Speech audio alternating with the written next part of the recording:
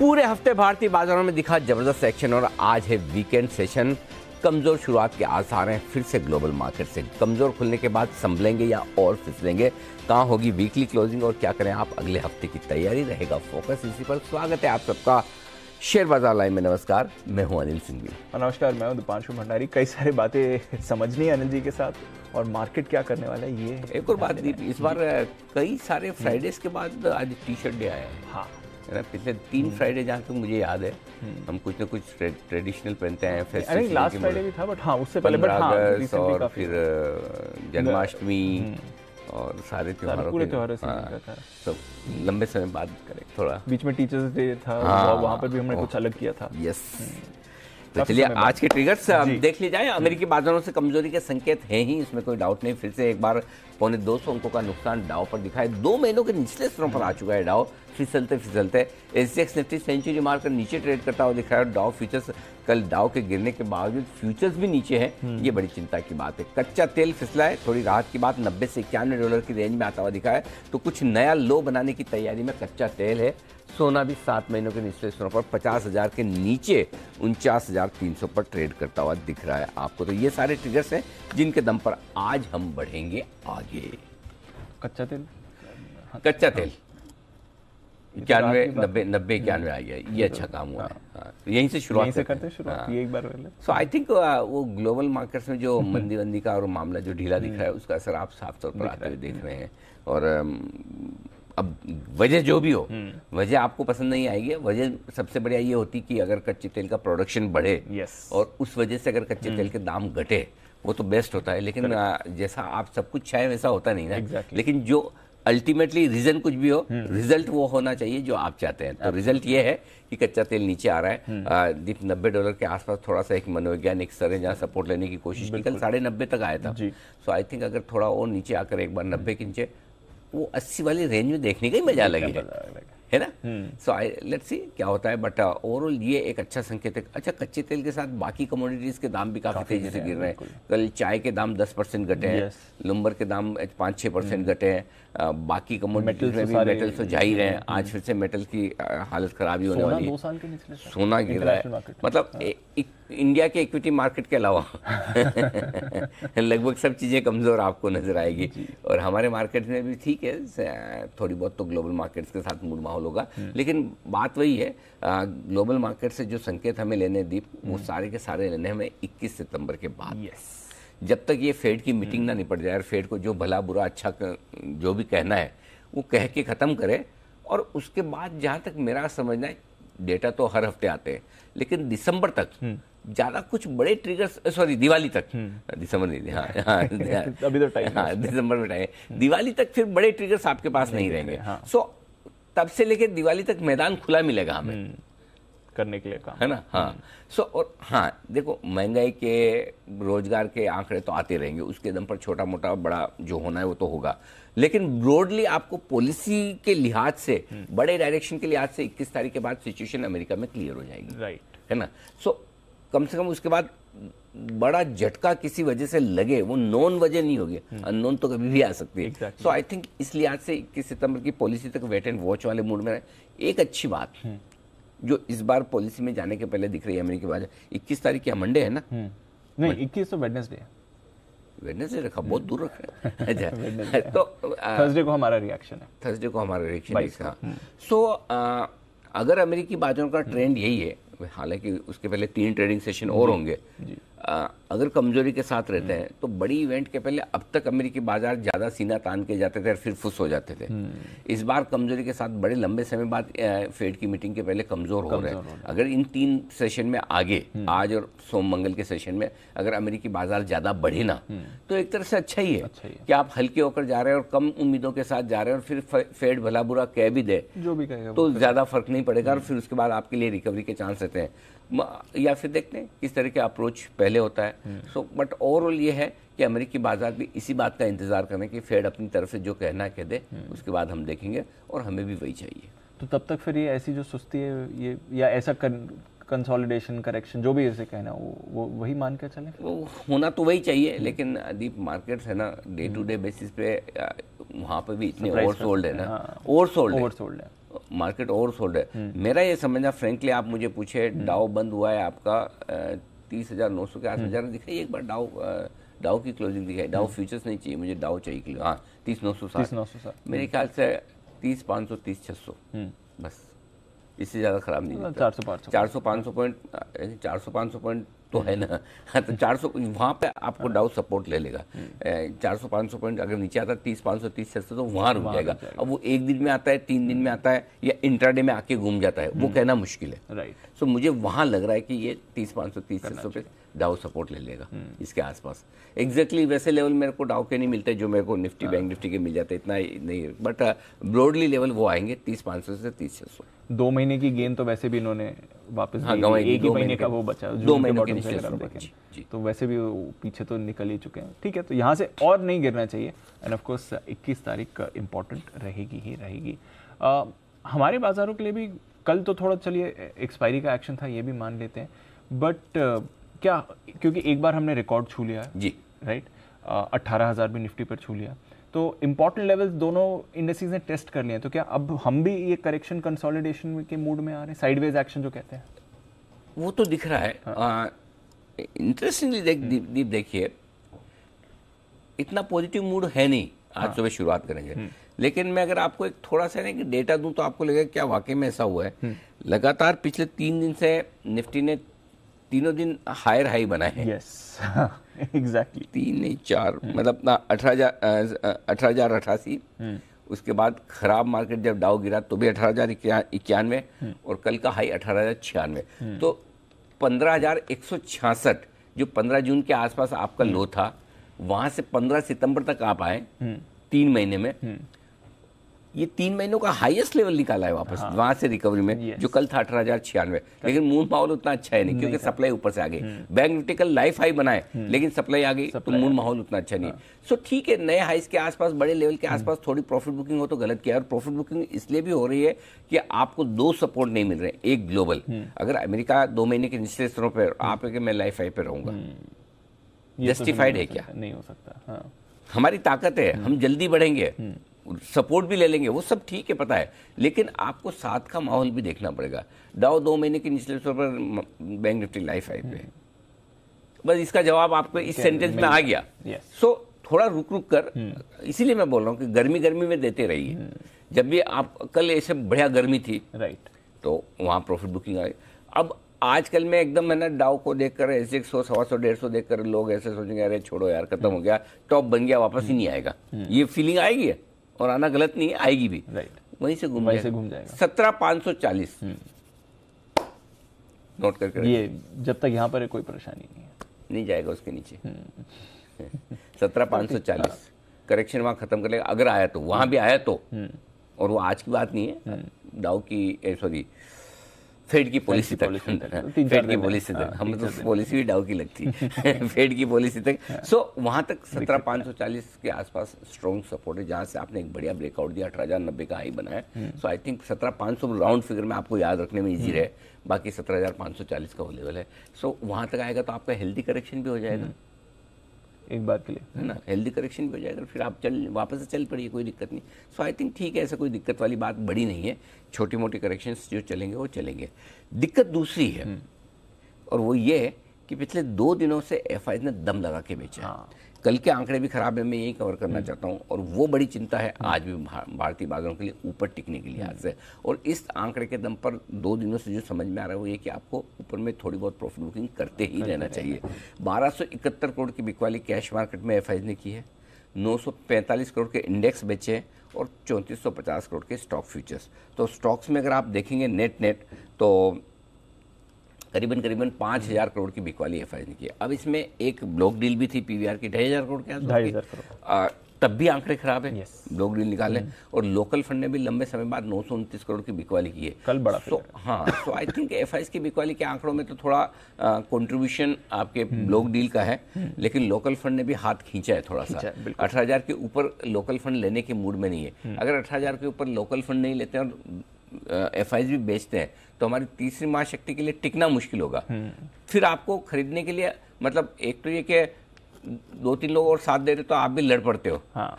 Correct. और एक अकेला आपको लड़ना है, बाकी 3 लोग आपके साथ, वो आपको पता ही है, खाली देखेंगे मजे लेंगे। एग्जैक्टली। तो आप अकेले ही फील करते हो, तो ये अकेले वाली फीलिंग आ सकती है 1-2 दिनों में। सो आई थिंक थोड़े से फ्लोज पे नजर रखनी चाहिए, उसके हिसाब से थोड़ी सी अपसाइड लिमिटेड हो रही है। कल के आंकड़े भी थोड़े से कमजोरी की तरफ है, तो मेरे लिए चिंता ज्यादा इस बात की है कि एफआईएस के फ्लोज थोड़े ढीले हैं। चिंता मेरी इस बात की कि अमेरिका थोड़ा सा अटका पड़ा है, लेकिन मेरे लिए पॉजिटिव ये है कि कच्चा तेल मेरे लिए अच्छा होता दिख रहा है, $90 के आसपास आ रहा है, तो वो मेरे लिए एक पॉजिटिव है। सो मिले जुले से नंबर, और बाकी हमारा ट्रेंड, सेंटीमेंट वगैरह, हमारा सेटअप बेटर है ही है। तो वो जो हमारी वो लोकल वर्सेस ग्लोबल थीम है, वो अभी भी हाँ, वो तो है ही, वो तो खत्म होने वाली नहीं है, वो तो खत्म होने वाली नहीं है। बट हाँ, अगर 400-500 अमेरिका गिरेगा तो मतलब अमेरिका 2% घटे तो हमें आधा पौन % तो बनता है, इतना तो बनता ही, बस उतना ही है। उनसे आधा भी हम घटे ना तो भी ठीक है, कोई दिक्कत, कोई प्रॉब्लम नहीं।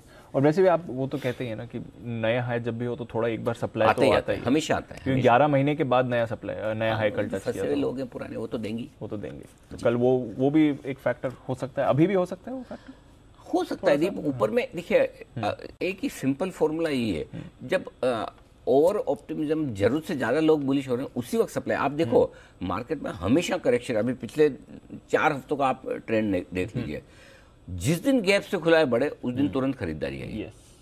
अब जैसे कल इतना बड़ा गिरने का कारण नहीं है, राइट, गिरना है तो परसों गिरना था, लेकिन परसों जहां खुला हुआ और कल गर्मी आई तो वहां से सप्लाई। सो पूरा सेटअप ऐसा है कि बड़े इन्वेस्टर्स जो आम तौर पर जो लोगों की सोच है उसके विपरीत ट्रेड करें। जब आपका रिटेल एकदम तेजी से लेने आ रहा है कि ब्रेकआउट आया या एकदम मूड माहौल ठीक है, वही सप्लाई है।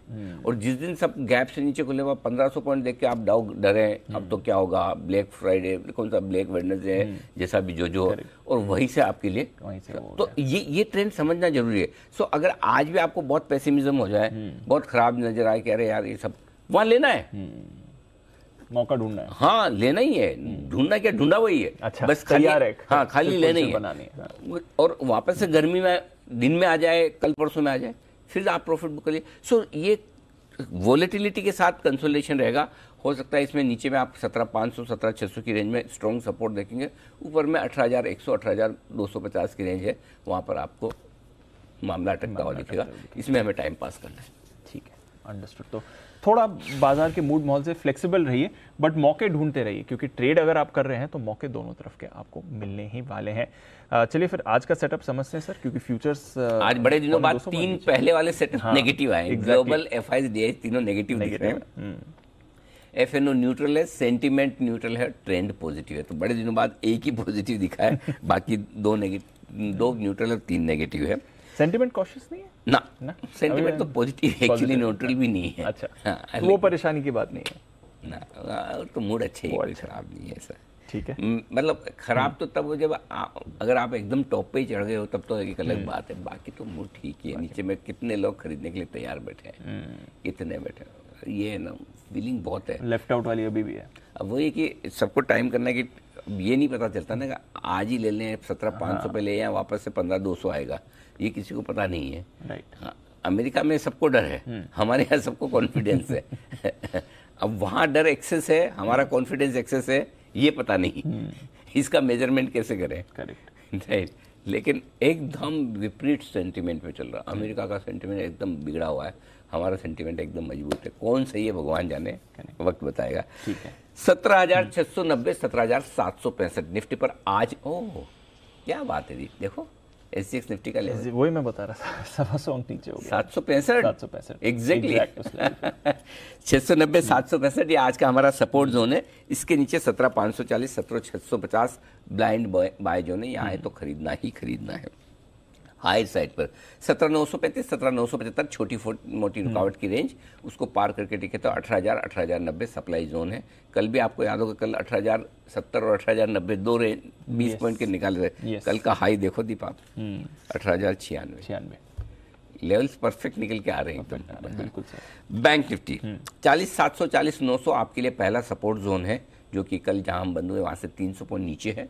41,000 पे छोटी मोटी सी सपोर्ट है, हल्की फुल्की से 40,700 40,900, इसके नीचे 40,425 40,575 ब्लाइंड बाय जोन है, जहाँ पर पहुंचे कभी निफ्टी, सॉरी बैंक निफ्टी तो खरीदना ही खरीदना है। ऊपर में 41,400 41,625 रुकावट की जगह है हल्की फुल्की, इसको पार करके ठीक है तो 41,825 लाइफ हाई के आसपास 41,975 वहाँ पर प्रॉफिट बुकिंग करने की राय होगी आपके लिए। अब आइए आज के सपोर्ट जोन आपको बता दूं। निफ्टी बंद हुए हम 17,877 पर, पहला सपोर्ट 17,835 17,802 छोटे हैं, 17,765 और 17,690 दो मीडियम है, 17,650 625 575 और 540। आज मैंने लेवल थोड़े से ज़्यादा दिए, सब में 8-8 दिए, सपोर्ट रुकावट जनरली ज़्यादा।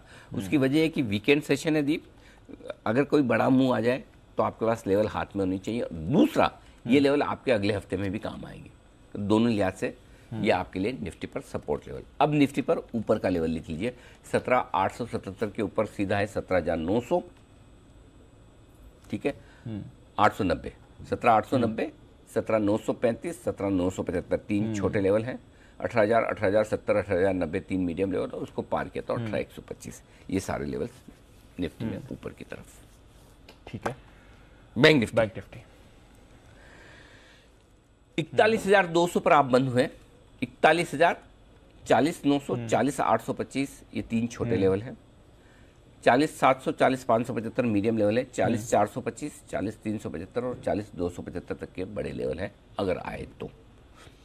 बैंक निफ्टी, अच्छा निफ्टी और बैंक निफ्टी में एक इंटरेस्टिंग चीज़ दिख रही थी, परसों का जो गैप से हम नीचे खुले थे, ठीक है, उसका लो निफ्टी आज टेस्ट कर लेगा और उसके नीचे जाएगा। वो लो था 17,771 का, राइट, आज उसके आसपास उसके नीचे खुलने की तैयारी निफ्टी के। बैंक निफ्टी का लो था दीप 40,288, बैंक निफ्टी उससे बहुत दूर है, अभी भी 900 पॉइंट ऊपर है, जबकि निफ्टी अपने उस दिन के लो से सिर्फ 100 पॉइंट ऊपर है।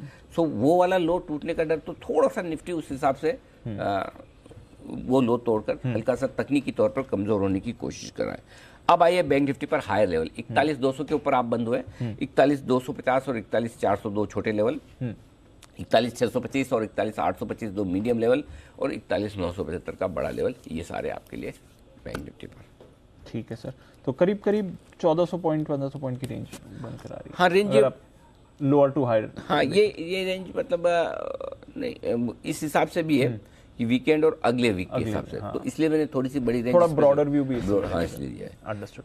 सपोर्ट और रेजिस्टेंस फिर देखिए, एफआईएस की इंडेक्स लॉन्ग पोजीशन 28% से करके 24% आई है। पुट कॉल रेशियो चूंकि वीकली एक्सपायरी होगी तो नीचे आने था 1.09। बैंक निफ्टी का भी 0.96 कंफर्टेबल है। विक्स अनचेंज है, पता नहीं क्यों। 17,800 बेसिकली क्लोजिंग पे आता है स्टॉप लॉस, और इंट्राडे का 17,771 का जो परसों का हाई लो था, तो मैंने थोड़ा सा लीवे रखकर 17,750 का रखा है, इंट्राडे भी और क्लोजिंग भी। Bank Nifty intraday 41,000, closing 40,850। जिसको अगर बैंक निफ्टी पे थोड़ा लंबा रखना है वो 40,850 भी रख सकता है, ये आपका स्टॉप लॉस होगा।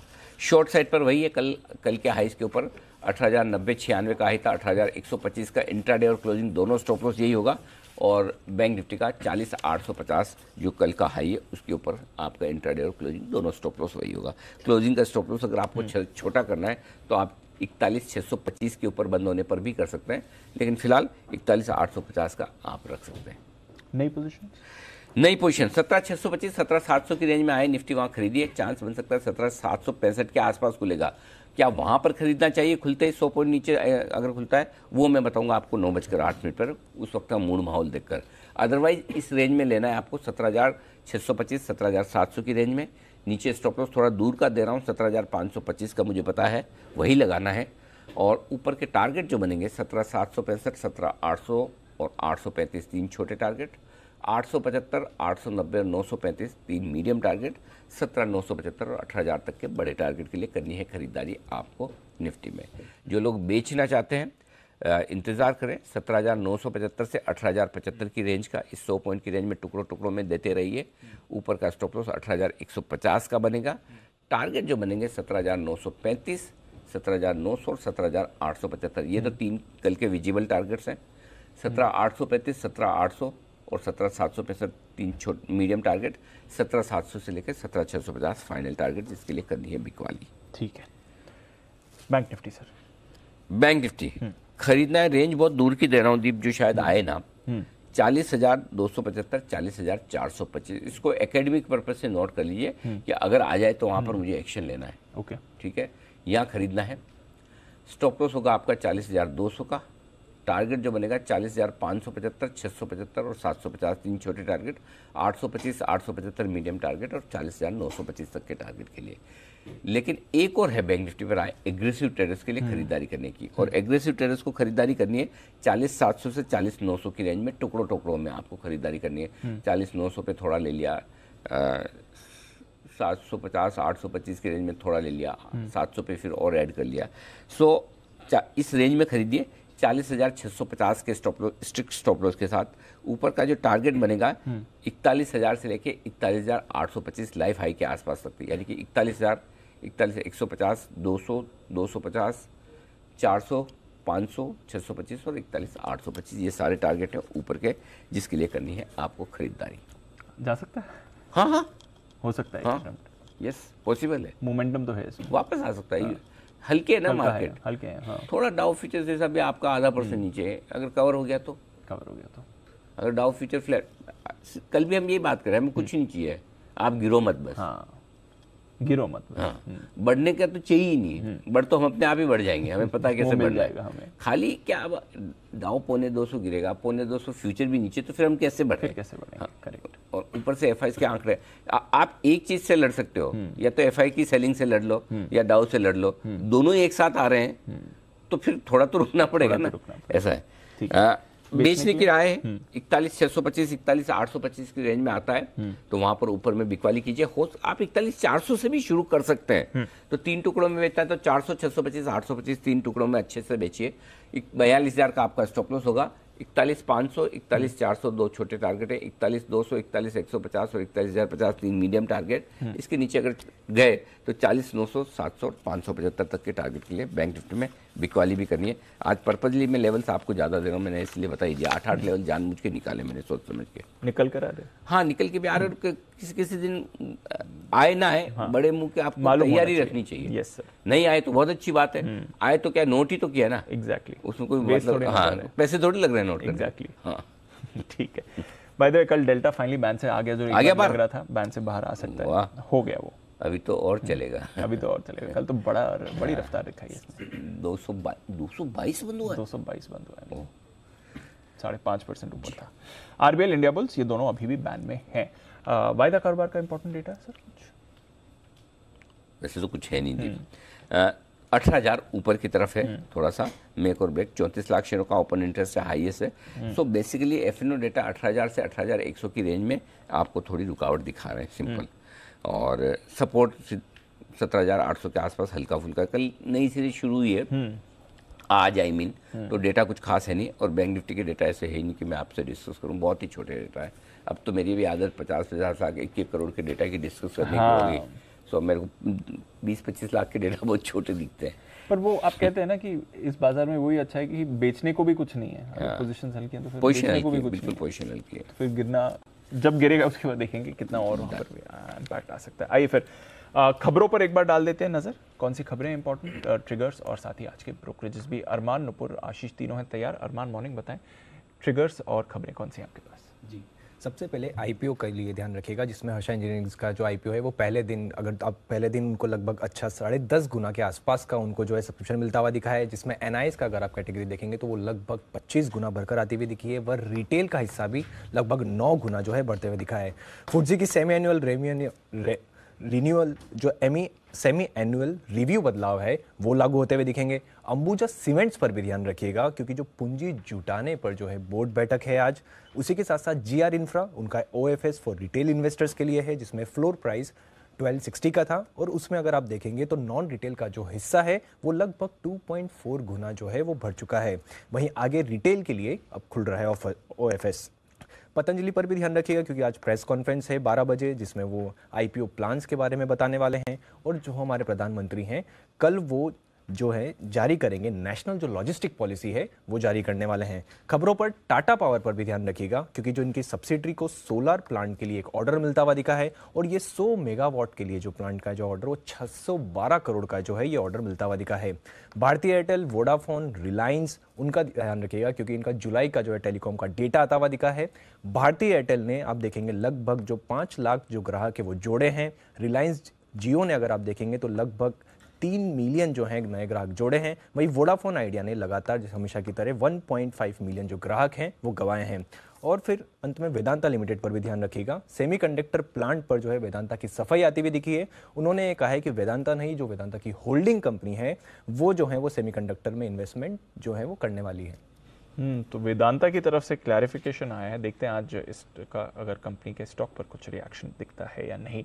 नुपुर, मॉर्निंग, बताएं कौन सी खबरें हैं आपके पास? Good morning. सबसे पहले एविएशन स्टॉक्स आज फोकस में रहने वाले, क्योंकि डोमेस्टिक पैसेंजर ट्रैफिक का डेटा आया है अगस्त का, जो 5% बढ़कर आया जुलाई के महीने से और 52% ऊपर है पिछले साल के मुकाबले। उज्जवल स्मॉल फाइनेंस बैंक आज फोकस में, क्योंकि जो QIP का प्राइस अब तय हो चुका है 21 रुपीज़ पे ये QIP होने वाला है, जो करंट मार्केट प्राइस है उससे 4% डिस्काउंट पर है और करीबन 23 करोड़ शेयर्स के लिए एप्लीकेशन कंपनी को मिल चुकी है। एस्कॉर्ट्स आज फोकस में, क्योंकि कंपनी की जो 2 JV EKI और KAI उससे अब कंपनी के साथ मर्ज करने के लिए बोर्ड से अप्रूवल मिल चुका है। सेंचुरी प्लाईवुड और ग्रीनलैंड इंडस्ट्रीज फोकस में, क्योंकि विदेशी मार्केट में लंबर के जो भाव है वो 5.5% से गिर चुके हैं और महीने की बात करें तो पूरे महीने में ये 19% से गिरते हुए नजर आए हैं। जयश्री ट्री और जो बाकी की टी कंपनीज है वो भी आज फोकस में, क्योंकि विदेशी मार्केट में चाय के जो भाव है वो करीबन 10% से नीचे है फिलहाल। VRL लॉजिस्टिक आज फोकस में, क्योंकि रिलेटेड पार्टी ट्रांजैक्शन होता हुआ नजर आया। कंपनी की जो बस डिवीजन वाली एंटिटी है उससे अब प्रमोटर कंपनी में ट्रांसफर कर दिया जाएगा। उसकी जो आय करीबन 205 करोड़ की है, वो करीबन 8.5% का कंट्रीब्यूशन होता है टोटल रेवेन्यूज में, और इसका जो ट्रांजैक्शन वैल्यू है वो करीबन 230 करोड़ के आसपास है। ओके, तो ये है आपके लिए और कुछ खबरें जहां पर रखनी है आपको नजर। आइए फिर ब्रोकरेजेस आज क्या कह रही हैं ये भी जान लेते हैं FIR में।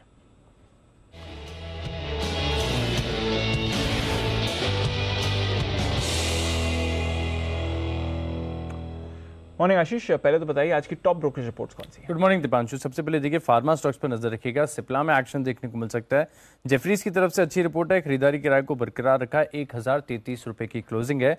144 से लक्ष्य को बढ़ाकर 1223 रुपए कर दिया। कह रहे कि जो डील पाइपलाइन है आगे जाकर काफी बढ़िया लग रही है और अगले 6 से 9 महीने में कुछ हाई वैल्यू प्रोडक्ट्स लॉन्च हो सकते हैं, जिसके चलते इनके जो अर्निंग्स हैं यहाँ पर भी आपको एक अच्छा इंपैक्ट देखने को मिल सकता है। इसके अलावा डॉक्टर रेड्डीज यहाँ पर भी खास नजर रखिएगा। मॉर्गन स्टैनली ने ओवरवेट की रेटिंग को बरकरार रखा है। करीब 4170 की क्लोजिंग है। 5099 रुपए का लक्ष्य दे रहे हैं और आगे जाके कोर बिजनेस में स्ट्रेंथ देखने को मिल सकती है। यूएस में भी कुछ नए लॉन्चेज हैं, इसका एक असर देखने को मिलेगा।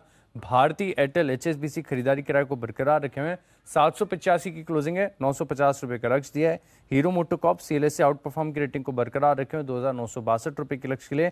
फेस्टिव डिमांड को लेकर मैनेजमेंट ऑप्टिमिस्टिक है। इसके बाद ये रिपोर्ट आई है। टाटा मोटर्स यहाँ पर मैक्वेरी ने आउट परफॉर्म की रेटिंग को बरकरार रखा है। 447 की क्लोजिंग है। 503 रुपए का लक्ष्य दे रहे हैं। साथ में क्रेडिट स्विस ने देखिए तो न्यूट्रल की रेटिंग को बरकरार रखा है और लक्ष्य इन्होंने घटाया है। 438 से घटाकर 425 कर दिया है। 447 की क्लोजिंग है और ये मान रहे कि Q2 थोड़ा सा कमजोर देखने को मिल सकता है। भारतीय कारोबार अगर आप देखें तो वैल्यूएशन पूरी तरीके से स्ट्रेस्ड है और साथ में जो JLR है इसमें फोकस है कि थोड़ी सी यहाँ पर आपको गिरावट इनके EPS में देखने को मिल सकती है, तो यहाँ पर भी आपको नजर रखनी है।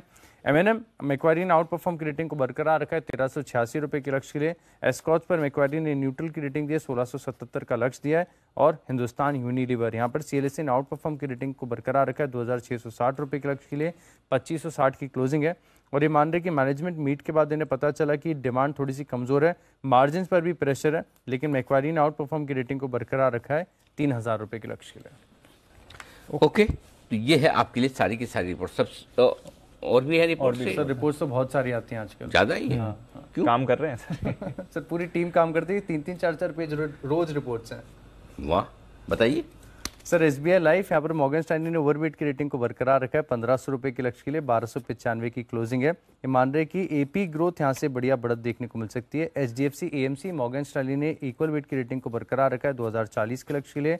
M&M फाइनेंस मॉर्गन स्टैनली ने ओवरवेट की रेटिंग को बरकरार रखा है 230 की क्लोजिंग है, 225 रुपए का लक्ष्य दे रहे हैं। एशियन पेंट्स यहाँ पर भी खास नजर रखिएगा, सीलेसिन ने अंडर परफॉर्म की रेटिंग को बरकरार रखा है 3420 रुपए के लक्ष्य के लिए 3395 की क्लोजिंग है। और ये मान रहे कि डिमांड देखें तो फर्म देखने को मिल रही है। एशियन पेंट्स पर मैक्वारी ने आउट परफॉर्म की रेटिंग को बरकरार रखा है 3950 के लक्ष्य के लिए। AI इंजीनियरिंग यहाँ पर नोमेरा खरीदारी किराए को बरकरार रखें 2795 रुपए के लक्ष्य के लिए। कह रहे हैं कि लॉजिस्टिक कॉस्ट इनका थोड़ा सा कम हो रहा है, इसका फायदा देखने को मिलेगा। और अंत में जोमैटो यहाँ पर मॉर्गन स्टैनली ने खरीदारी किराए को बरकरार रखा है 65 की क्लोजिंग है, 95 रुपए का लक्ष्य दे रहे हैं। और एक खास बात ये कह रहे हैं कि जो इंडियन फूड डिलीवरी मार्केट है इसके अंदर क्षमता है कि यहाँ से आपको 3 से 4 गुने की बढ़त देखने को मिल सकती है। तो जोमैटो पर ही बुलिश है। मतलब लोग होटल में नहीं जाके खाएंगे, घर पे मंगाएंगे, घर पे ऑर्डर करेंगे। इसका आप चारों बताइए आप लोग क्या प्रेफर करते हैं, घर पे मंगाना है होटल में जाके खाना? डिपेंड्स करता है। ये किस चीज़ पे डिपेंड करता है? मतलब अगर खुद को बर्तन धोने पड़े तो होटल में जाए, नहीं तो फिर घर पे मंगाए। ऐसा सर वीकडे पे जनरली ऑर्डर हो जाता है, टाइम नहीं मिलता सर जाने का। अच्छा, तो वीकडे में और वीकेंड पे हो तो बाहर जाना, बाहर चले जाते हैं। अच्छा, फुर्सत में मतलब अगर आपको हाफ डे दें तो आप बाहर जाके खाएंगे। आज भी चले जाऊंगा। Very good. तो चलिए, मतलब खाने पीने का वीकली ट्रेंड जो है वीकडेज वाला वो बढ़ रहा है कि अगर बाहर से मंगाना, और स्पेशली जब हस्बैंड वाइफ दोनों काम कर रहे हो तो फिर वो होता है कि चलो ऑर्डर करके मंगा लिया, वीकेंड पे बाहर खाने चले गए। ये ट्रेंड बदल रहा है। सबसे बढ़िया रिपोर्ट्स कौन सी लगी सर? बढ़िया रिपोर्ट्स में अच्छी लगी, सिप्ला पर बढ़िया लग रही है सर। मुझे भी सिप्ला की सबसे बढ़िया, जहाँ जेफरीज ने अच्छा लिखा है और टारगेट भी 1144 से बढ़ाकर 1223 की है। आइए मुलाकात करते हैं हमारे एक्सपर्ट से। वक्त है आपके लिए पिक ऑफ द डे का।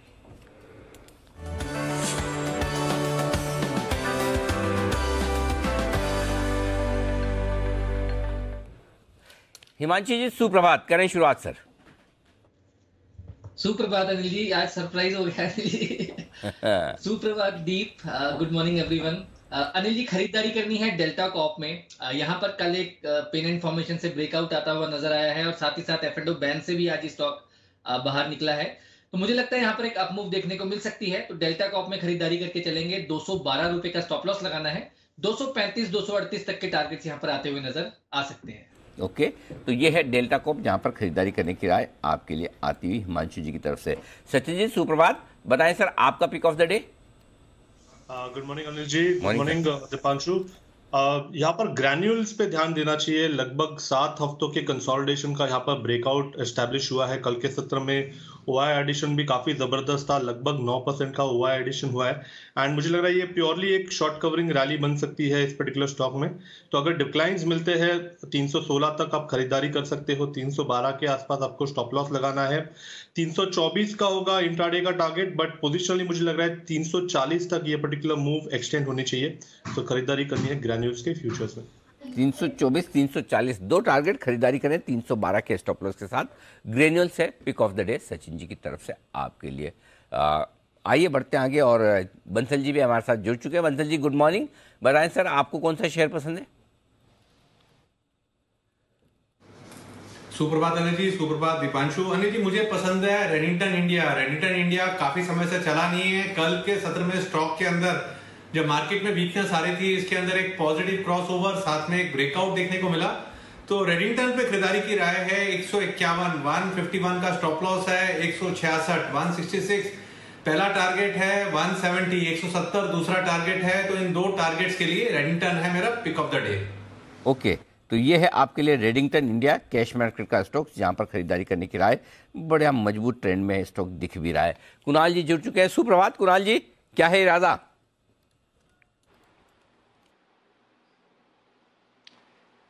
सुप्रभात अनिल जी, सुप्रभात दीपांशु। अनिल जी मेरा भी खरीदारी का इरादा है और अनिल जी मुझे लगता है कि सबसे ज्यादा पावर स्टॉक्स में है। मैंने और राकेश जी ने कल एक विशेष पिक दी थी एनटीपीसी पर, और उससे पहले पावर ग्रेड और तमाम, कल भी मैंने पावर ग्रेड की बात की थी पिक ऑफ द डे में। आज अनिल जी एक और पावर स्टॉक से खरीदारी की राय दूंगा और ये है SJVN। SJVN के चार्ट पर कल हमने एक बड़ा ब्रेकआउट आता हुआ दिखा। मुझे लगता है कि ये स्टॉक 34-35 रुपए के लेवल्स तक जाएगा। इन स्तरों पर बाय करके चलें। 32 रुपए से थोड़ा नीचे 31.90 पर स्टॉप लॉस रख लें। 34 रुपए के पहले टारगेट के लिए SJVN में खरीदारी कराएं। दूसरा टारगेट निकाला नहीं अनिल जी? देखिए 34 पार अनिल जी निकाला है मैंने, लेकिन मैं दे अभी नहीं रहा हूं क्योंकि अनिल जी 34 तो आ जाए पहले। लेकिन अनिल जी बहुत जबरदस्त चार्ट है और NHPC, NTPC, SJVN, power grid, ये 4 स्टॉक्स जो हैं सबसे मजबूत दिख रहे हैं बाजार में। पूरे बाजार में या खाली पावर सेक्टर में? अनिल जी पूरे बाजार में सबसे ज्यादा पावर सेक्टर में है और पावर सेक्टर में सबसे ज्यादा पावर इन 4 शेयर्स में। क्या बात है, एकदम गजब, वेरी गुड, बढ़िया है। चलिए, ये स्टॉक्स दिख रहे हैं जबरदस्त एक्शन में। आइए एक्शन को बढ़ाते हैं आगे। सिद्धार्थ सेडानी साहब भी जुड़ चुके हैं हमारे साथ। सुप्रभात सर, बताएं आपकी पसंद का share. Good morning Anil ji, good morning Deepanshu और सभी को। हर घर जल पहुंचाने वाली company astral limited, CPVC pipe की कंपनी एस्ट्रल लिमिटेड, जिसके ऊपर खरीदारी की राय है। 9% का मार्केट शेयर, एडेसिव और ड्रेनेज की सोल्यूशन देने वाली ये कंपनी एस्ट्रल लिमिटेड, इस पे खरीदारी की राय है। 200 करोड़ का केपेक्स है ये साल। दमदार मैनेजमेंट की गाइडेंस है डबल रेवेन्यू करने के बाद। आज के लिए खरीदारी करनी है 2550 के टारगेट के लिए पहला, और दूसरा 2605 के टारगेट के लिए 2550 और 2605। ओके, तो यह है आपके लिए एस्ट्रल, जहां पर हम देख रहे हैं लगातार अच्छी मूव आ रही है। आज भी आपको मोमेंटम में दिख सकता है। कच्चे तेल के दाम भी फिर से गिर कर आए हैं, तो पेंट स्टॉक्स और उससे भी जुड़े इंडस्ट्रीज फोकस में रहेंगी। टायर स्टॉक्स में तो कल हमने एक बड़ी तेजी देखी है। इनफैक्ट सिद्धार्थ जी, तरह एक टायर काउंटर्स पर अपनी नजर डालिए। कल बड़ा ब्रेकआउट आया था अक्रॉस द बोर्ड। सीएट 20% ऊपर था, उनके इन्वेस्टर के टेकअवेज काफी पॉजिटिव रहे। 7% अपोलो टायर्स था, बालकृष्णा, बाकी सारे काउंटर्स में भी अच्छी तेजी। क्या चल रहा है सर टायर स्पेस में? देखिए, एक जनरल सी बात है दीप, आप शायद अच्छे से जानते हैं कि जब भी मॉनसून खत्म होने आता है तो रिप्लेसमेंट डिमांड काफी स्ट्रांग रहती है टायर स्पेस में। और मैं मानता हूं कि इसी एक्सपेक्टेशन में हो सकता है कि एक मूव हो। दिसंबर क्वार्टर बहुत दमदार रहता है रिप्लेसमेंट डिमांड के चक्कर में। तो और कहीं ना कहीं मैं मानता हूं कि OEM की भी सप्लाईज बेहतर होते जा रही है। तो टायर स्पेस ऐसे भी अच्छी है, बट मैं इन जनरल टायर्स के साथ नहीं जाऊंगा। मैं बालकृष्ण इंडस्ट्रीज के साथ जाऊंगा, जो ऑफ रोड टायर्स बनाती है, जैसे कि tractors, heavy earth moving equipment, जिनके बड़े बड़े टायर्स बनाती है। तो ये कंपनी मुझे काफी बेहतर लगती है पूरी समूह में। ओके, तो बालकृष्ण इंडस्ट्रीज सिद्धार्थ जी की पसंद है, बट कल अक्रॉस द टायर स्पेस देख लीजिए, सारे ही काउंटर्स आपको अच्छे मोमेंटम में दिखे थे। आज देखते हैं कैसे मूव यहाँ पर रहेगी। एस्कॉर्ट्स यहाँ पर भी रखिए नजर। कुछ जेवी कंपनीज हैं जिसका फिर इवेंचुअली कंपनी के साथ मर्जर हो जाएगा। एक जेवी में अपनी हिस्सेदारी बेचने की भी बात कर रहे हैं। तो कई सारे इंपॉर्टेंट डेवलपमेंट है एस्कॉर्ट्स के लिए। एग्जैक्टली 2000 के लेवल पर कल सचिन जी बंद हुआ था एस्कॉर्ट्स। जरा इसके चार्ट देखिए, अब अगली मूव कहां दिख रही है एस्कॉर्ट्स के लिए? जी दीपांशु, इनफैक्ट काफी समय के बाद इसने अपने 5 डे एक्सपोनेंशियल मूविंग एवरेज के ऊपर एक क्लोजिंग अच्छी तरह एस्टैब्लिश किया है। 2000 के आसपास काफी कॉल राइटिंग एक्टिविटी पिछले 7 दिनों से नजर आ रही थी। तो ये जो पर्टिकुलर ब्रेकआउट अगर ये एस्टैब्लिश हो जाता है, एक फॉलो थ्रू मोमेंटम आता है, तो लगभग 2040 से लेके 2090 तक के टारगेट्स यहाँ पर अवेलेबल है। तो डेफिनेटली यहाँ पर अपने बाइंग रेडार पे ही रखना है काउंटर 1985 के स्टॉप लॉस के साथ। यह है आपके लिए एस्कॉर्ट्स पर भी रखनी है नजर। ये काउंटर भी आपको एक्शन में दिख सकता है। आज देखते हैं कैसी मूव आएगी। इनफैक्ट बाकी सारे ऑटो काउंटर्स पर भी मूव रहेगी। कुछ ब्रोकरेज रिपोर्ट्स भी आए हैं, उन पर भी करेंगे चर्चा। वेदांता, ये इंटरेस्टिंग रह सकता है क्योंकि कंपनी की तरफ से क्लैरिफिकेशन आया। हालांकि पहले भी उन्होंने ये कहा था कि ये जो सेमीकंडक्टर प्लांट की बात चल रही है, ये वेदांता नहीं लगा रही है, ये वेदांता की प्रमोटर ग्रुप कंपनी के लेवल पर होगा, ना कि कंपनी के लेवल पर ये होने वाला है। और स्टॉक में तो हमने वैसे बड़ी तेजी देखी है, बट हिमांशु जी अब बताएं वेदांता के लिए क्या लेवल्स निकल कर आ रहे हैं? कल भी 3% ऊपर था, हालांकि ये क्लैरिफिकेशन है, इससे थोड़ा एडवर्स रिएक्शन आ सकता है। इंपॉर्टेंट लेवल्स क्या रहेंगे सर? दीपांशु देखिए, काफी समय से ये स्टॉक एक तेजी के ट्रेंड की मूव दिखाने के लिए कोशिश कर रहा था, और इस न्यूज के ट्रिगर होते ही जैसे ही स्टॉक ने 275.80 का एक हाई निकाला, एक अच्छा मोमेंटम बलता हुआ नजर आया था। अगर मैं इमीडिएट शॉर्ट टर्म की बात करता हूं तो मेरा ऐसा मानना है कि साइकोलॉजिकली 295-300 के आसपास एक इंपॉर्टेंट सपोर्ट जोन है, जो कि मुझे लगता है कि इतनी जल्दी नहीं टूटेगा, क्योंकि वहां पर काफी एक्टिवली पुट राइटिंग भी देखने को मिली है। ऑन द अदर साइड 320 पर काफी हैवी कॉल राइटिंग देखने को मिली और मुझे लगता है कि ऑलरेडी जो इस न्यूज के चलते पॉजिटिव ट्रिगर शॉर्ट टर्म में इंपैक्ट था वो हमने ऑलरेडी स्टॉक में आता हुआ देखा है। तो मुझे ऐसा लगता है कि यहाँ पर 290-295 का एक लोअर एंड पर स्टॉक सपोर्ट बनाता हुआ नजर आ सकता है। 290-295 का सपोर्ट आपको जरूर दिखता है वेदांता पर, और देखते हैं आज कैसा रिएक्शन आता है। बट क्लैरिफिकेशन है, इंपॉर्टेंट क्लैरिफिकेशन कंपनी की तरफ से आया है, तो ये डेफिनेटली एक खबर है जिस पर आपको रखनी है नजर है टाटा पावर पर। लगातार मोमेंटम में है, रुकने का नाम नहीं ले रहा है। कल भी एक ऑर्डर विन की खबर आई थी during market hours, post market hours एक और ऑर्डर विन की खबर आई है। 600 करोड़ से ज़्यादा का ऑर्डर मिला है इन्हें SJVN की तरफ से, सोलर प्लांट से जुड़ा ये ऑर्डर है। बंसल जी, टाटा पावर आज भी मोमेंटम में दिख रहा है सर?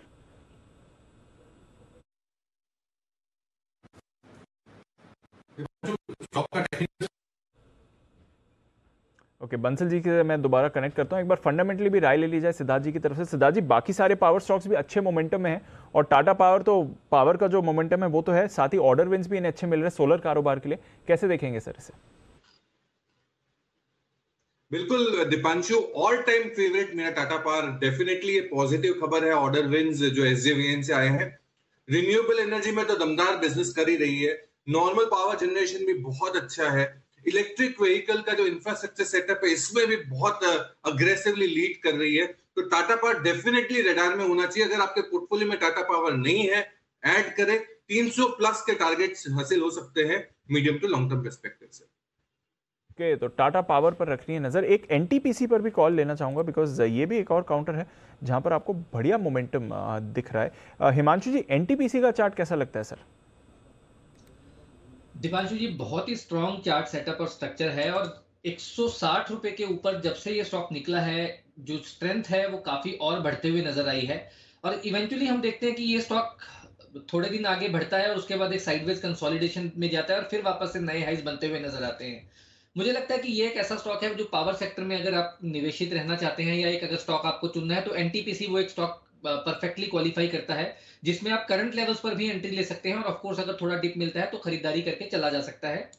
मेरा ऐसा मानना है कि नियर टर्म में स्टॉक 200 रुपए की तरफ जाने के लिए तैयार है और 170-165 रुपए का बहुत स्ट्रॉन्ग बेस यहाँ पर है जिसके आसपास मुझे लगता है कि बहुत अट्रैक्टिव रिस्क टू रिवॉर्ड बनता हुआ नजर आता है। ओके, तो ये है NTPC। ये स्टॉक कल कुणाल जी राकेश जी ने पिक ऑफ द डे के तौर पर दिया भी था। एक और स्टॉक है जो बड़ा एक्शन में रह सकता है और वो है अंबुजा सीमेंट। कल भी जबरदस्त मजबूती के साथ बंद हुआ। आज बोर्ड बैठक है, फंड रेजिंग प्लान्स हैं।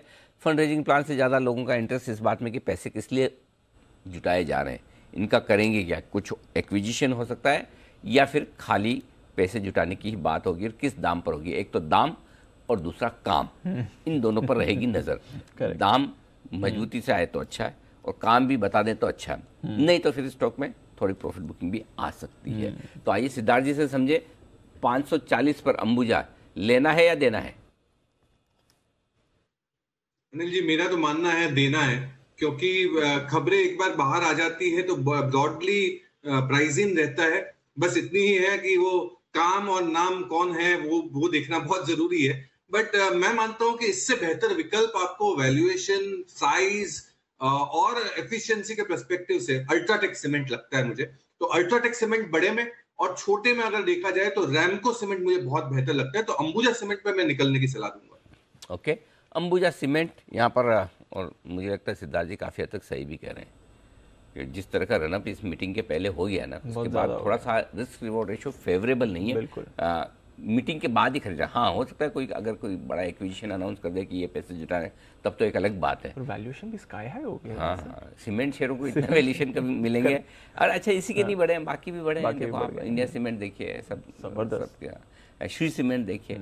एनीवे, तो बट थोड़ा सावधान रहे ऊपर के लेवल पर। ये राय सिद्धार्थ जी की एकदम परफेक्ट आती हुई दिख रही है।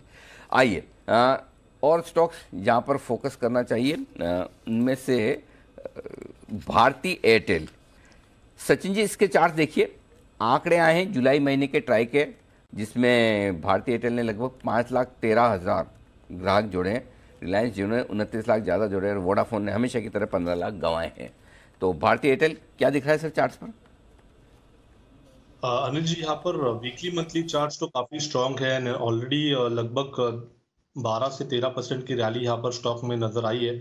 इमीडिएट बेसिस पे तो मुझे लग रहा है 800 के आसपास जो हर्डल है वो काफी इंपॉर्टेंट होगा। कहीं जाकर ओवरबॉट के संकेत यहाँ पर थोड़े से नजर आ रहे हैं, तो इमीडिएट बेसिस पे एक्साइट नहीं होना चाहिए। अगर किसी की एग्जिस्टिंग लॉन्ग पोजीशन है तो जरूर 800 के आसपास रिव्यू करने की सलाह होगी। फिलहाल तो जिस तरीके से कल की क्लोजिंग आई है तो मुझे लग रहा है 772 का लेवल काफी इंपॉर्टेंट होगा। अगर उसके नीचे क्लोजिंग आ जाती है तो थोड़ी सी मुझे लग रहा है ट्रेंड साइडवेज हो सकती है, बट फिलहाल 800 के आसपास प्रॉफिट बुक करने की सलाह होगी।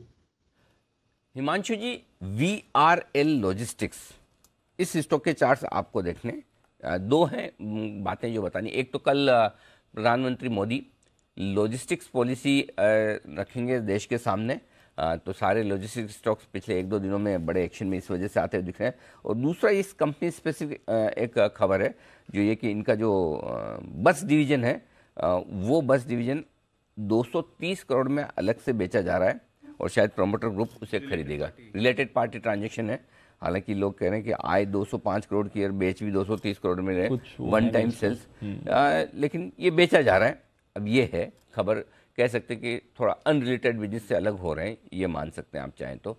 बताएं सर, चार्ट पे क्या है सीन? अनिल जी, चार्ट्स अच्छे हैं। जैसा कि आपने कहा कि इस पूरे ही सेक्टर में पिछले कुछ दिनों से एक बज़ देखने को मिला था। इनफैक्ट कल के सेशन में ही स्टॉक ने एक रेंज से बाहर निकला है, रेंज से ब्रेकआउट दिया है। मुझे ऐसा लगता है कि 620-625 के नीचे का आपका स्टॉप लॉस होना चाहिए तेजी की पोजीशन के लिए। फ्रेश खरीदारी भी की जा सकती है। 690 और 700 रुपए का इमीडिएट शॉर्ट टर्म में पहला टारगेट रहेगा अनिल जी।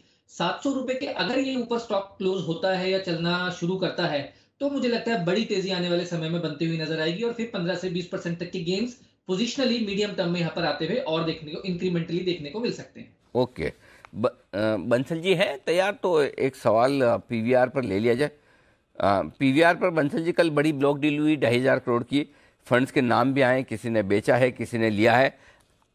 आपका तो कल कोई इन्वॉल्वमेंट था नहीं, आज राय दीजिए सर। देखिए अनिल जी, पीवीआर जैसे ही 1945 के ऊपर निकल के टिकेगा और ये कल के सत्र में भी ऊपर निकला हुआ था, कल से पहले एक दिन पहले ऊपर निकला था बट टिका नहीं था। 1945 के ऊपर निकल के टिकेगा तो एक बड़े चार्ट पर एक बड़ा रिवर्सल होगा, तब एग्रेसिवली इसको देखना चाहिए। और एज ऑफ नाउ 1845 चल रहा है, 1810 1815 नीचे में एक अहम सपोर्ट है, तो जिनके पास है इन सपोर्ट्स के स्टॉप लॉस के साथ बने रहने की राय है। और करेक्शन पे सपोर्ट के आसपास आता है तो पीवीआर में खरीदारी की राय होगी। ओके, पीवीआर में करेक्शन में खरीदें, अभी नहीं, थोड़ा नीचे आने दें, ज्यादा बेहतर होगा। GR इंफ्रा, ये एक और स्टॉक है। सिद्धार्थ जी, आप ट्रैक करते हैं या फिर फंडामेंटल राय लूं? नहीं जी, मैं ट्रैक नहीं करता, टेक्निकल राय लीजिए। अच्छा ओके, तो कल इसका ऑफर फॉर सेल लगभग 2.5 गुना भर गया। आज रिटेल के लिए खुला है। फ्लोर प्राइस इसकी रखी है 1260 रुपये, स्टॉक है 1343 पर। रिटेल के लिए आज है, अगर वो लगाना चाहें 5,70,000 शेयर है। तो तकनीकी राय देने के लिए कोई हाथ खड़ा करेगा? वैसे तो सब अलर्ट हो गए होंगे, नाम लिया तो सबने अपने अपने चार्ट खोल लिए होंगे। किसने सबसे पहले देखा जाता, बताइए।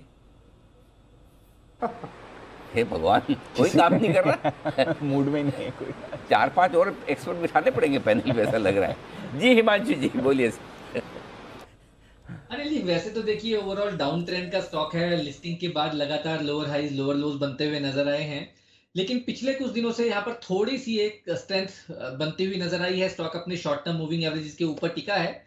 1343 रुपए का क्लोज है। मुझे लगता है कि 100 रुपए की अपसाइड की गुंजाइश यहाँ पर जरूर बनती है। 1440-1450 रुपए तक की अपसाइड यहाँ पर देखने को मिल सकती है।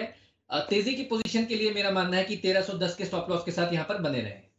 ओके, तो ये है आपके लिए राय GR इंफ्रा पर आती हुई। आइए सुमित जी और वागले साहब आमतौर पर साथ साथ ही जुड़ते हैं, लेट ही जुड़ते हैं, मतलब उनके हिसाब से तो सही टाइम पे जुड़ते हैं, हमारे हिसाब से लेट, और दोनों साथ साथ ही जुड़ते हैं। तो आज भी साथ साथ जुड़ चुके हैं। सुमित जी सुप्रभात। जरूर कहीं न कहीं ट्रैफिक रहा होगा, बारिश बहुत ज्यादा हुई होगी या फिर इंटरनेट कनेक्शन में दिक्कत हुई होगी, बाकी आप तो एकदम टाइम पे ही होते हैं। बताएं sir, good morning. Sorry Anil ji, actually बहुत ट्रैफिक है अनिल जी, बारिश बहुत जोर से है। अच्छा, तीनों एक साथ? इंटरनेट तो ठीक था, चलो कम से कम एक कारण तो बच गया जो कल काम आएगा। जी बताएं सर। नहीं जी, कल से मैं और 15 मिनट जल्दी आ जाऊंगा तो बाकी चीजों की जरूरत नहीं पड़ेगी। गुड मॉर्निंग सर, बताइए बताइए। Good morning, good morning. तो अनिल जी, मार्केट्स के अंदर मेरे को लग रहा है थोड़ा सा प्रॉफिट बुकिंग आएगा। तो इस प्रॉफिट बुकिंग के अंदर एक स्टॉक है जो मेरे को अभी लग रहा है कि यहाँ से करेक्शन दिखा सकता है। स्टॉक का नाम है आईसीआईसीआई प्रू और इसमें फिर से बिकवाली हुई है शुरू। आईसीआईसीआई प्रू के अंदर एक सेलिंग प्रेशर बन रहा है, पिछले 3 दिनों से ऊपरी लेवल से दबाव देखने को मिल रहा है। आईसीआईसीआई प्रू अब यहाँ से और नीचे के लेवल दिखा सकता है, तो 575 के आसपास इसके अंदर सेलिंग करके चलने का सलाह रहेगा। ऊपर के अंदर 590 रुपए का इसके अंदर स्टॉप लॉस बनेगा और नीचे में जो टारगेट बनेंगे 560 रुपए से लेके 550 रुपए तक के बनेंगे। आईसीआईसीआई प्रू में सेल करके काम करना है। 590 का स्टॉप लॉस, 560 से 550 तक के लेवल देखने को मिल सकते हैं। ओके, तो ये है आपके लिए राय आईसीआईसीआई प्रू में बिकवाली की सुमित जी की तरफ से। वागले साहब सुप्रभात, बताएं सर आपकी pick of the day. Anil ji good morning, Deepanshu good morning. मेरा पिक ऑफ द डे है इन्फी, जिसको मैं बेचना चाहूंगा। कल भी ड्यूरिंग द डे हमने इसका जिक्र किया था, हालांकि कल बड़ी गिरावट दिखी नहीं, लेकिन मुझे लगता है आज के दिन में अच्छी खासी गिरावट दिखनी चाहिए। 1433 का बंद है, 1449 का मेरा 1% का रिस्क वाला स्टॉप लॉस होगा और मुझे लगता है ये 1370 तक जाने के लिए तैयार है। आज नहीं होगा तो मंडे को होगा। पैटर्न वीक है और ये टारगेट्स आनी चाहिए 1 से 2 दिनों में। ओके, तो ये है आपके लिए इन्फोसिस पर आए वागले साहब की तरफ से बिकवाली की। तो जो लेट आने बेच रहे हैं, जो टाइम से आगे वो सब बराबर खरीदने के मूड में। थोड़ा रिसर्च कर ज़्यादा टाइम मिलेगा। ओपनिंग और क्लोजिंग में फर्क दिखेगा फिर मार्केट में, जैसा ओपन होगा वैसा बंद होगा नहीं होगा। ट्रेंड तो अभी तक यही बता रहा है। आइए फार्मा शेयरों की बात है तो जरा राय, हाँ चाय वाय हो गई है तो अब मंसल जी से चाय राय ली जाए। मंसल जी सिप्ला के चार्ट्स देखिए। सिप्ला के लिए आज एक बढ़िया रिपोर्ट आती है, देखिए जेफरीज की तरफ से उन्होंने टारगेट बढ़ाए भी हैं, लिखा भी बहुत अच्छा है। कुछ कमाल करेगा share? Anil ji technical chart इसका अच्छा है, नीचे में 1015, 1016 काफी अहम सपोर्ट है, तो इस सपोर्ट के साथ अनिल जी बने रहने की राय है और खरीदारी के लिए अनिल जी होल्ड की राय है। खरीदारी के लिए रुकना चाहिए अनिल जी। यहाँ पर कल के सत्र में कुणाल जी का एक जैसे बुलिश थ्रस्टिंग कैंडल होता है तो ऐसे ही एक बेरिश थ्रस्टिंग कैंडल बना है, तो एक बार वो फेल हो जाए अनिल जी उसके बाद इसमें खरीदारी की राय देंगे। तो वेट एंड वॉच करना चाहिए। नीचे में सपोर्ट है, सपोर्ट के आसपास है तब खरीदे और जिनके पास है वो होल्ड करें। कुणाल जी और थर्स्टी से याद आया, थर्स्ट मतलब आप प्यास लगे तो पीने के बारे में बात करते हैं कुछ। तो कुणाल जी आपके लिए अच्छी खबर है, चाय के दाम कल अंतर्राष्ट्रीय बाजारों में 10.5% घटे हैं, गिरे हैं। तो जरा टाटा कंज्यूमर्स के चार्ट्स देखिएगा, राय दीजिएगा। जय श्री वगैरह बाकी सारे जो चाय के स्टॉक्स है थोड़ा उनके लिए नेगेटिव, डायरेक्टली तो नहीं होता, इनडायरेक्टली होता है सेंटीमेंट के लिहाज से। टाटा कंज्यूमर लग रहा था मजबूत होगा, लेकिन कल शायद गिर गया था मेरे ख्याल से। सारे वापस से नीचे इसी वजह से आ गए। चार्ट्स देखिए सर। टाटा कंज्यूमर पे बात कर सकते हैं। टाटा कंज्यूमर, हाँ जी मैं आ रहा हूँ टाटा कंज्यूमर पे बात करने के लिए। एक बार जरा कुणाल जी चार्ट्स आपके तैयार है? पहले सिद्धार्थ जी के पास जाऊं। अनिल जी सब तैयार है, अनिल जी चाय भी तैयार है, लेकिन अनिल जी सबसे इंपॉर्टेंट चीज ये है कि चाय के दाम कम होने के बावजूद भी अनिल जी चाय का बुलावा कहीं से नहीं आ रहा है। तो सबसे पहले तो अनिल जी जितने लोग पैनल पर है सबको ये कह दें कि चाय पर तो कभी अनिल जी दावत दें हमें। सबके पास पुराने ऊंचे दामों की चाय पड़ी इसलिए शायद बुला रहे, जब सस्ती वाली खरीद लाएंगे। अच्छा चाय में भी अलग अलग क्वालिटी होती है ना, एक वो बहुत बढ़िया वाली मतलब बड़ी बड़ी पत्ती वाली लंबी और जो ग्रीन पत्ती होती है, एक चाय सुपर डस्ट चाय होती है उसकी चाय की क्वालिटी सुपर डस्ट, सबसे लो कचरा टाइप्स एकदम चूरा चूरा क्रशिंग के बाद। अच्छी वाली चाय के दाम जब अफोर्डेबल हो जाएंगे तब कुणाल जी को सब लोग दावत पर बुलाएंगे। अभी फिलहाल चार्ट से काम चला है सर, बताएं। अनिल जी सभी को इन्वेंट्री लॉस हो रहा है, लेकिन अनिल जी देखिए चार्ट अच्छा है टाटा कंज्यूमर का और यहाँ पर एक पैटर्न बना है जिसको असेंडिंग ट्रायंगल पैटर्न कहते हैं और मुझे लगता है कि हो सकता है आज इस खबर के चलते थोड़ा बहुत स्टॉक नीचे आ जाए, लेकिन जो स्ट्रक्चर है बहुत मजबूत है। नीचे के लेवल्स पर डेफिनेटली बाय करना चाहिए। मुझे लगता है कि ये स्टॉक आपको बहुत जल्द 880 890 के लेवल्स दिखाएगा, तो गिरावट में मेरी खरीदारी। अच्छा, जो आपने कहा कोई चाय पर नहीं बुला रहा, उसका इंतजाम मैं कर देता हूँ। जब मैं आपसे सवाल पूछ रहा था तब सिद्धार्थ जी बोले भी चाय पर मैं बात कर सकता हूँ, तो कुणाल जी आप ही के लिए बोला होगा, आप चाय पर चले जाइए, वो आपसे बात कर लेंगे। जी बताएं सिद्धार्थ जी, क्या बात करना चाहते हैं चाय पर? बिल्कुल सही कहा, और कुणाल जी को पूरा इनवाइट है, बुलाऊंगा उनको। पानी वही टाटा कंज्यूमर का हिमालय का पानी पिलाऊंगा, टाटा की चाय पिलाऊंगा, और साथ ही साथ अनिल जी आपको भी बुलाऊंगा, टाटा संपन्न के ड्राई फ्रूट्स भी आपको ऑफर करूंगा, और कई सारे प्रोडक्ट्स हैं। तो सभी को इनवाइट करता हूं चाय पे। और ये टाटा कंज्यूमर बेहतरीन कंपनी है, बेहतरीन कंपनी है। टाटा संपन्न जो इनका स्पाइसेस का बिजनेस है, दमदार ग्रो कर रहा है, ड्राई फ्रूट्स का बिजनेस दमदार ग्रो कर रहा है, और नए नए सेगमेंट में आ रहा है। अगर गिरावट मिलती है तो छोड़ना नहीं है, बिल्कुल खरीदना। बिल्कुल, जन्मदिन की बहुत बहुत बधाइयाँ जो आप पार्टी पर हमें बुला रहे हैं। जी बंसल जी आपको कुछ सलाह देना चाहते हैं? जी बंसल जी। देखिए अनिल जी, ये जो जितने भी आइटम अभी सिदानी जी ने गिनाए ना, ये सारे item Anil ji less than 30 minutes के अंदर आपके घर पे अनिल जी ब्लिंकिट के थ्रू डिलीवर हो सकते हैं। मैंने आजमाया अनिल जी, तो सिदानी जी आपको कुणाल जी को बुलाना चाह रहे हैं, तो आपको और कुणाल जी को अनिल जी ब्लिंकिट के थ्रू भेज दे अनिल जी। मतलब कि सीरियसली अनिल जी, और एक चीज का अनिल जी, और मेरी एक और रिसर्च अनिल जी, जो आपका लोकल किराना स्टोर है ना, उससे सस्ता दे रहा है अनिल जी। और पहली बार जो फर्स्ट बार ऑर्डर करेंगे सिदानी जी, तो उसमें डिस्काउंट भी है अनिल जी, तो डिस्काउंट का भी प्रयोग कीजिए। और अनिल जी की तो वेट मत कीजिए कि वो आएंगे, और अगर तो जाएंगे तो ज्यादा खाएंगे। अपने घर पे आपको अवार्ड सेरेमनी रखेंगे, तभी सिंघवी साहब आएंगे, तो घर पे भेज दें उनके आप। घर जाएंगे तो ज्यादा खाएंगे। हाँ, तो आप अपनी मर्जी से जितना भेजना चाहे उतना ही भेज सकते हैं।